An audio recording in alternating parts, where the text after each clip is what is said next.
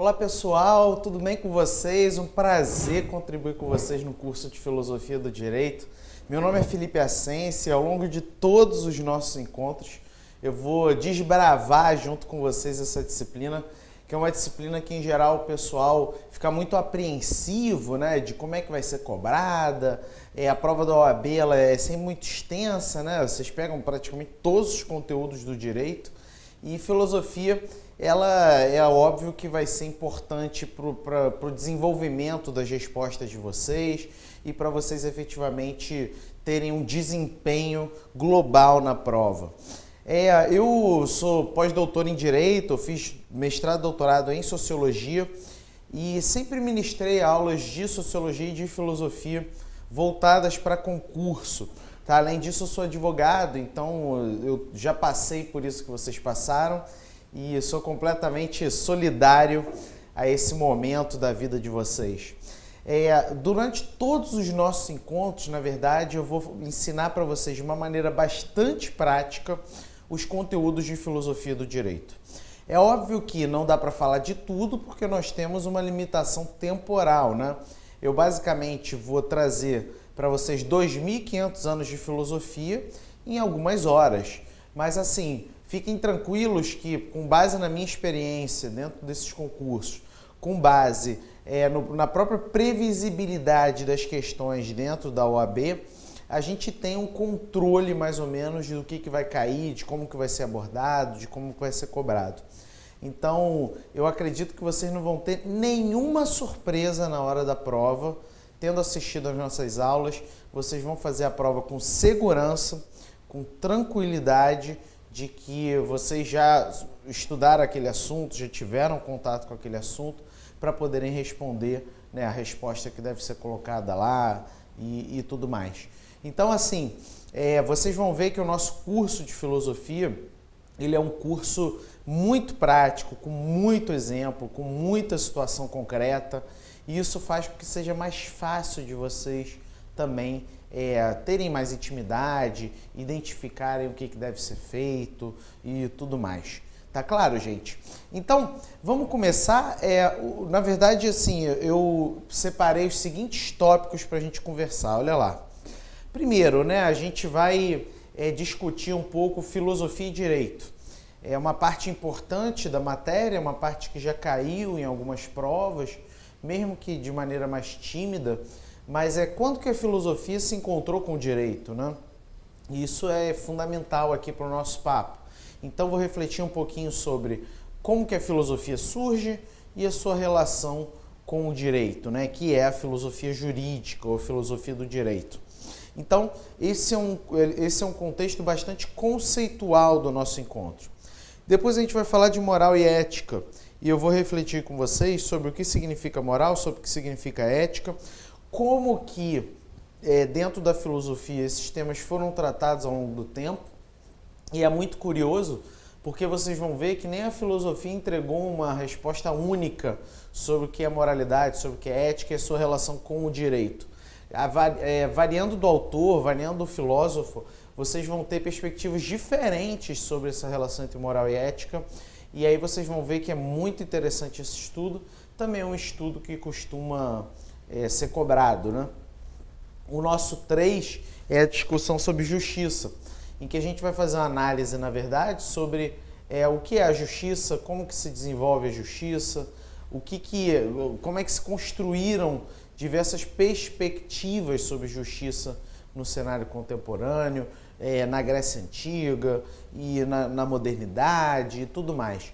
Então esse elemento de justiça ele realmente é relevante. Depois a gente vai trabalhar teoria do direito e ordem jurídica, em que a gente vai analisar justamente o modo como se constituiu dentro do direito uma filosofia própria, para justificar os elementos do direito, os instrumentos do direito. E para isso a gente vai trabalhar essa ideia, principalmente com a ideia de ordenamento jurídico, né? Depois, positivismo e pós-positivismo, 2 elementos importantes da filosofia do direito. Na verdade, isso tem que estar no sangue de vocês, porque realmente é uma matéria que costuma cair bastante. Então, positivismo e pós-positivismo é algo que deve ser considerado muito, que são 2 perspectivas filosóficas sobre o direito, que é óbvio que não são, né, blocos monolíticos, né? Tem diferenças dentro de cada uma delas. E por fim, a questão da hermenêutica jurídica, da interpretação, que também é um elemento importante de reflexão filosófica. Afinal, como devemos interpretar o direito? Então vejam, meus amigos, alguns dos nossos conteúdos são conteúdos mais voltados para a questão filosófica propriamente. E outros conteúdos são muito mais para pensar essa interface entre filosofia e direito. Sinceramente, tá tudo aqui, tá tudo aqui. A probabilidade de cair algo que não está na nossa aula, para não dizer que é zero, é 0,0000001. Tá? Porque o conteúdo está bem resguardado, está tudo muito bem coberto e, convenhamos, né, o meu know-how e toda a experiência que já passou nesse concurso da OAB em termos de filosofia, a gente já consegue ter algum tipo de previsibilidade em relação à matéria. Vamos começar aqui, a gente vai para o nosso primeiro grande eixo de discussões, que não é um eixo tímido, não é um eixo sem importância, é um eixo que tem muita importância, que é o de filosofia e direito. Primeiro, eu vou querer refletir com vocês sobre como que surge a filosofia, qual é o contexto de surgimento da filosofia, e depois a gente vai refletir sobre qual é a relação da filosofia com o direito e quais são os modos de pensar filosoficamente o direito. Tá bom, pessoal? Então é isso que a gente vai ver agora. Então vamos lá, porque eu começo com essas duas palavrezinhas que são muito importantes. Olha só. Filo mais sofia. Então vejam que etimologicamente, filosofia está relacionada a essa composição de duas palavras. Filo, que quer dizer amor, amizade, né, afinidade, e sofia, que quer dizer sabedoria. Então, isso é muito importante como premissa aqui para o nosso papo, né? O filósofo é aquele que está preocupado em conhecer algo, né? É aquele que tem uma inquietude incessante pelo conhecimento, né? Aquele que vê o conhecimento como um desafio constante e que deve ser, né, alcançado, que deve ser, inclusive, superado. Tá, então é muito curioso, né? Porque quando saem essas reflexões, esses imaginários sobre quem são os filósofos, em geral aparece, né, uma pessoa, né, contemplando a paisagem, refletindo. Por quê? Porque a perspectiva filosófica ela está muito alinhada com o buscar conhecer algo. Por isso que vem filosofia.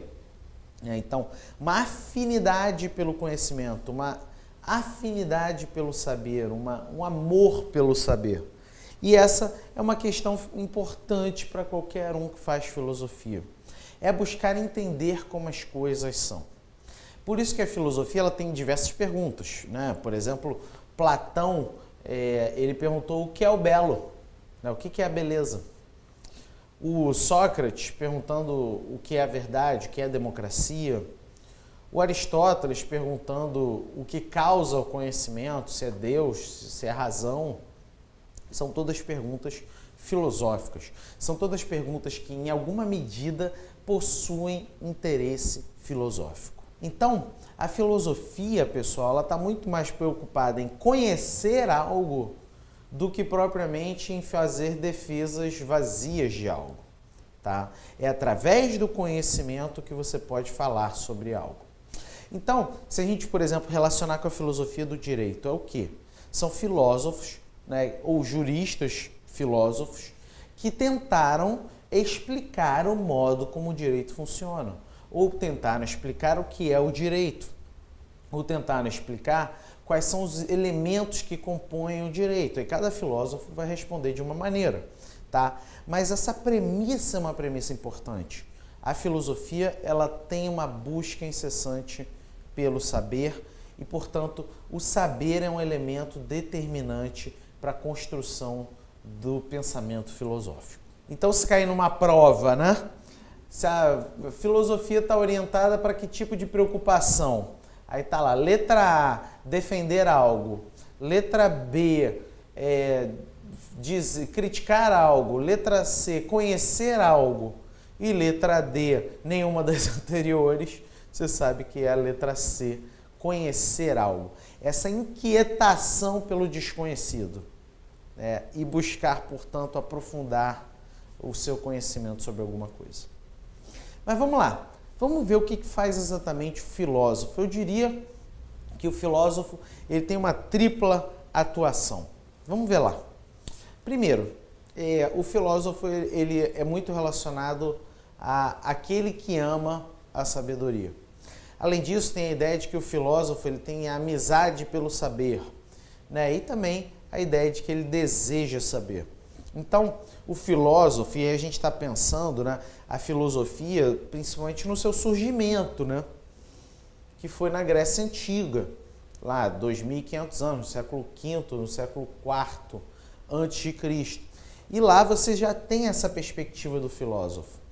O filósofo é aquele que busca entender, que busca conhecer, que busca saber sobre algo.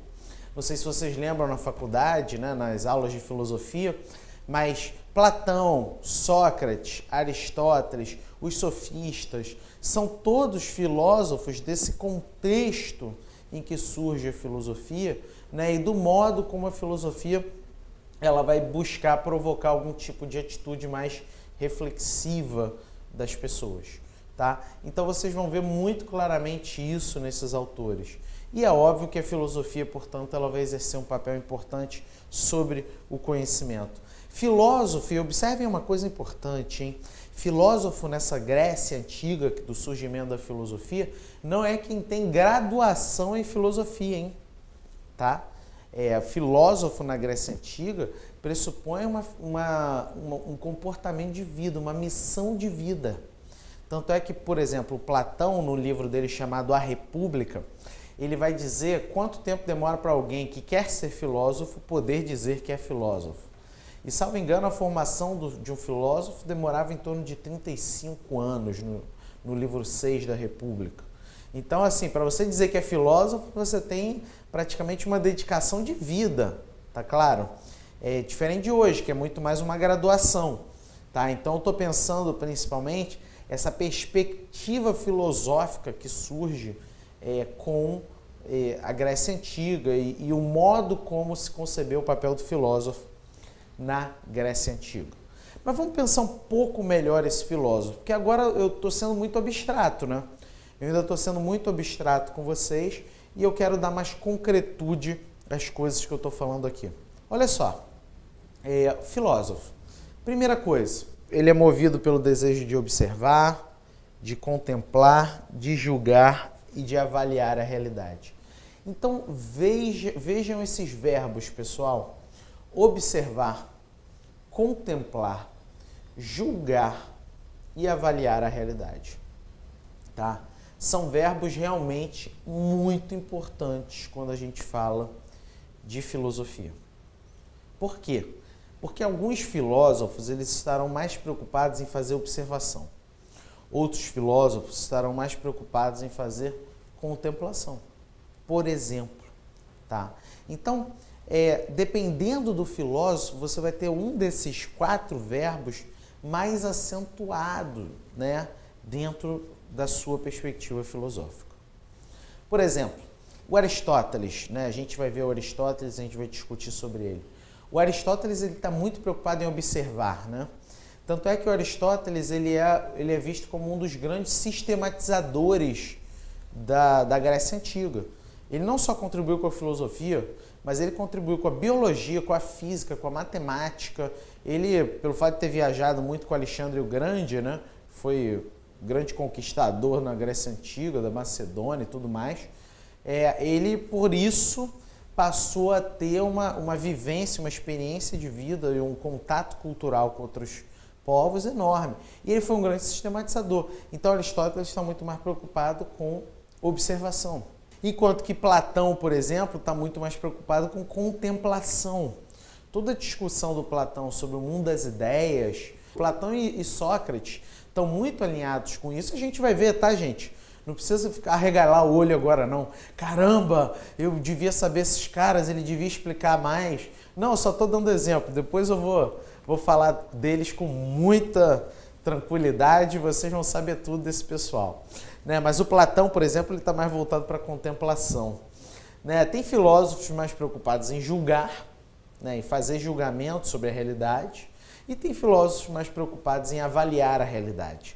Então, assim, se a gente pega essa história da filosofia de 2.500 anos, você tem esses 4 verbos sendo praticados por diversos filósofos, né? E de diversas maneiras ao longo do tempo. Mas vamos voltar lá. Olha só, então, o que une esses 4 verbos? É o desejo de saber. Né? Então, o que une esses 4 verbos é justamente esse desejo que nós já vimos, né, dos filósofos, que é o desejo de saber e de conhecer o mundo, de conhecer a verdade, de conhecer a realidade, de conhecer como as coisas são e como as coisas devem ser, tá? Com 1 trilhão de diferenças, hein, pessoal? Com 1 trilhão de perspectivas filosóficas diferentes, hein? Não esperem convergências, esperem muito mais divergências entre todos esses filósofos que a gente está vendo e que a gente ainda vai ver, tá? Vamos lá. Tá bom, e como é que começou essa história? Porque eu estou falando aqui do filósofo, já citei Platão e Aristóteles, mas como é que começou esse papo de filosofia? Tá? Já até falei o que é filosofia, tá? Mas de onde que vem isso? Como é que começa isso? Qual é a grande reflexão que inaugura a filosofia? Como eu falei, vem da Grécia Antiga, mas vamos ver aqui o contexto exato. Olha lá. Primeiro, o precursor é um cara, né, que todos vocês já devem ter ouvido falar, Pitágoras de Samos, né? Pitágoras, grande Pitágoras, todos vocês já ouviram falar dele, certamente, não é isso? E o Pitágoras, observa que ele está nesse contexto do século V a.C., né?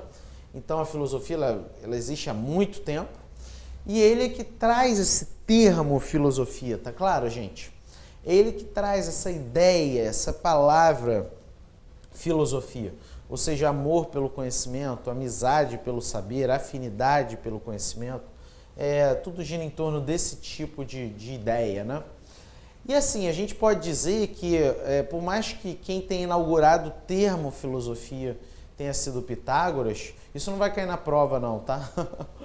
Essa coisa de quem inaugurou o termo filosofia não vai cair na prova não. É muita maldade perguntar. Mas quem efetivamente pensou nisso foi... Quem efetivamente é considerado o pai da filosofia grega, não é o único filósofo grego e não é aquele que é o único pensamento grego, tá?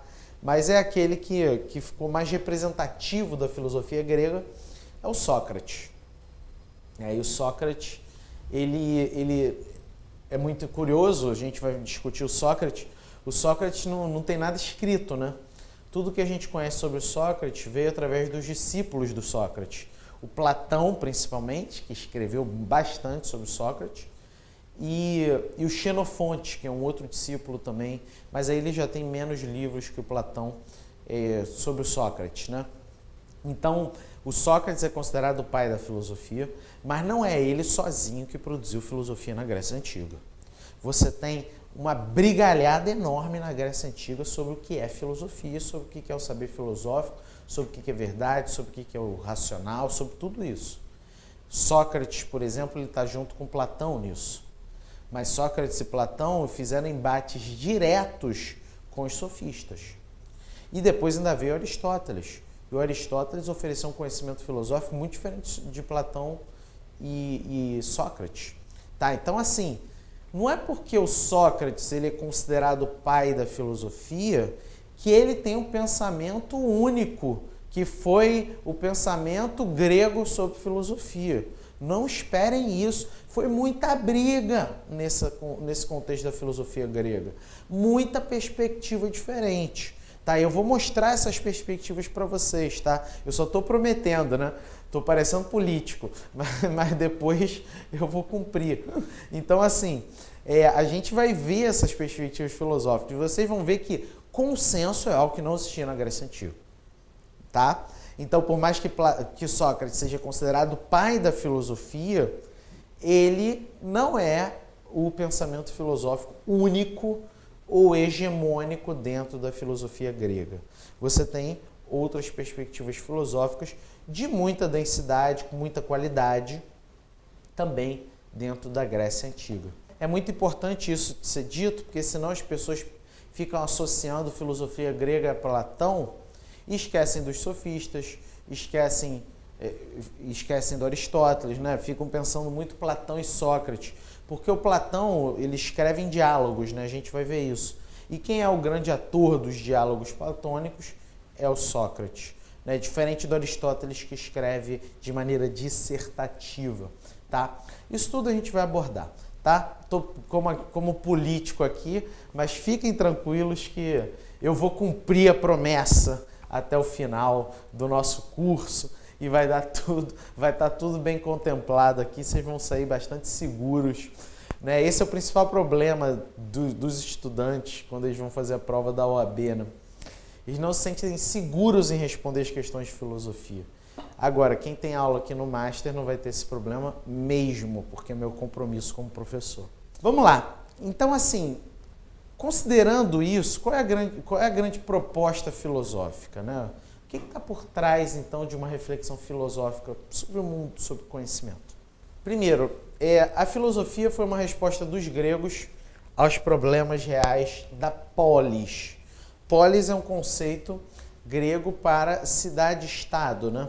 Porque quando a gente fala de Grécia, a gente não pode pensar assim em termos de país, sabe, gente? A gente não pode pensar em termos de país. Tipo assim, existia o país Grécia, existia o país, a nação grega. A gente está falando de algo de 2.500 anos atrás, né? A ideia de Estado, a ideia de país, não era como a gente vê hoje.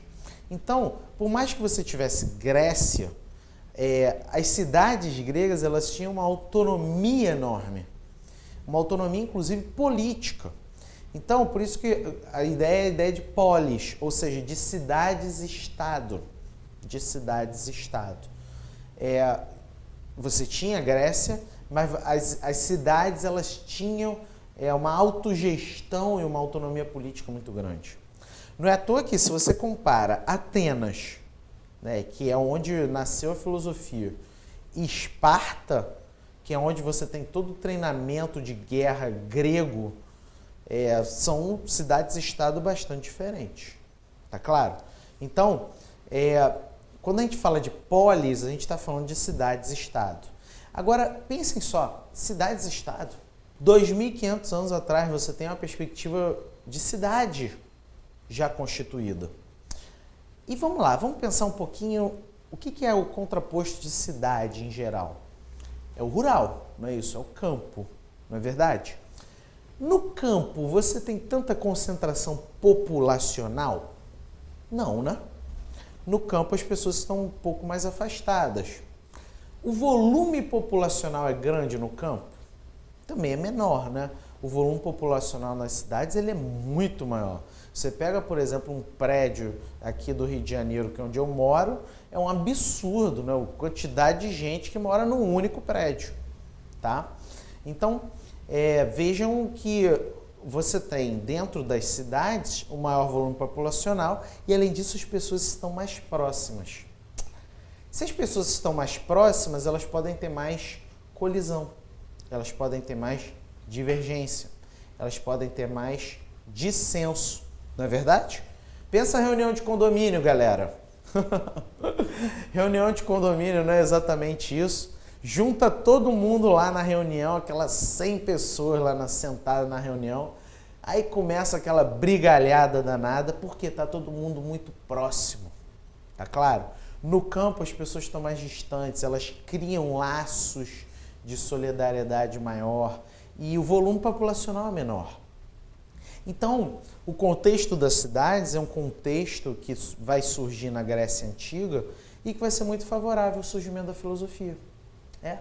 E o que eu estou falando aqui não é besteira não, já caiu em prova, tá? Não da OAB, caiu da magistratura, TRF4 caiu essa questão. Tá? Se a polis ela foi uma das causas do surgimento da filosofia. E foi. Por quê? As pessoas estão mais próximas. Isso quer dizer que tem mais dissenso. Portanto, as pessoas têm que argumentar melhor.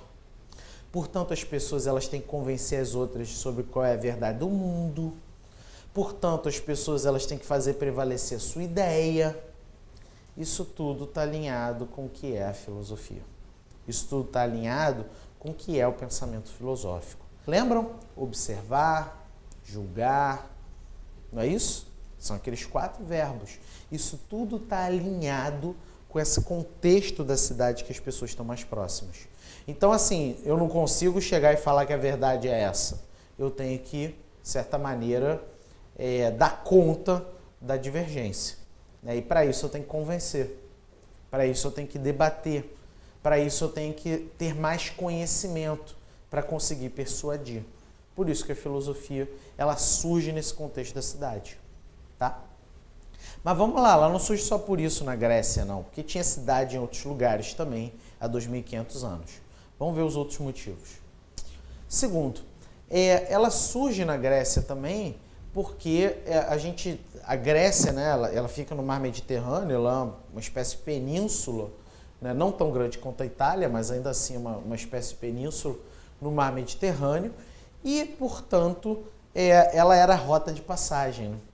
Até hoje, se vocês observarem, esses problemas, infelizmente, né, que a gente ainda tem de pessoal saindo da África, né, e indo pelo mar Mediterrâneo como imigrantes para a Europa, e aí o barco fura, todos aqueles problemas que infelizmente a gente enfrenta até hoje. E em geral, se vocês observarem, eles vão para onde? Para a Grécia ou para a Itália. Por quê? Estão mais próximos. Então a Grécia ela era uma rota muito comum para quem vinha da Ásia e para quem vinha da África. Portanto, o grego estava mais acostumado com a troca. O grego estava mais acostumado com outras culturas. Então, o grego poderia duvidar melhor sobre o que ele pensa do que um anglo-saxão. Tá claro? Que tinha menos troca cultural. Tá lá o grego sentado na sua rede, daqui a pouco chega um barco chinês. Tá claro? Daqui a pouco chega um barco árabe. E mais, com outros deuses. Na China, com outros deuses na Arábia Saudita, seja lá onde for. Tá? Então vejam, você tem maior troca cultural e ao mesmo tempo você começa a duvidar dos seus próprios pensamentos. Não é à toa que a gente estuda muito, né, mitologia grega. Mas quando os gregos eles começam a se reunir em cidades-estado, quando os gregos começam a fazer troca cultural, eles começam a duvidar de suas próprias concepções. Não é à toa que a ideia de mito vai ser progressivamente substituída pela ideia de razão. Né? Quem disse que eu me apaixonei porque a Afrodite quis, que é a deusa do amor? Eu me apaixonei porque eu tenho sentimento, porque eu tenho empatia, porque eu gosto daquela pessoa. Tá claro? Quem disse que está chovendo porque Zeus quis? Pô, o chinês ele não fala de Zeus, o árabe não fala de Zeus. Então será que a nossa mitologia, ou seja, a nossa justificativa para o mundo a partir de algo externo aos seres humanos, são os deuses, é mais adequada? Tá claro? Por isso que vem a razão. Então vem aqui, mitos versus logos. Né? Logos, razão, racionalidade. Isso vai ser muito importante para o surgimento da filosofia. Né? Essa contraposição à mitologia que só foi possível com a troca cultural. Tá? Aí você poderia falar, mas e na Itália? A Itália foi por outro caminho. A Itália tinha deuses, né? Os deuses romanos, mas a Itália ela foi por um caminho expansionista. Tanto é que o desenvolvimento da filosofia romana ele foi muito mais para o direito do que propriamente para o conhecimento. Né? Você tem o direito romano, você tem Cícero e tudo mais. Mas ele foi muito mais voltado para normas jurídicas e principalmente para organizar o Império Romano do que propriamente para conhecer a realidade, conhecer o modo como as coisas funcionam. Tá? Então, são duas variáveis importantes. Construção da polis, das cidades-estado e a troca cultural que fez, provocou essa atitude de estranhamento e de reflexão dentro do contexto grego. Meus amigos, a gente está encerrando esse nosso primeiro bloco. Ainda tem muito papo, muita coisa para a gente conversar, mas assim, também tem muito tempo. A gente vai continuar no próximo sobre essa relação entre filosofia e direito, que eu ainda nem cheguei no direito, né? Mas a gente vai ver. Até lá, pessoal. Tchau, tchau.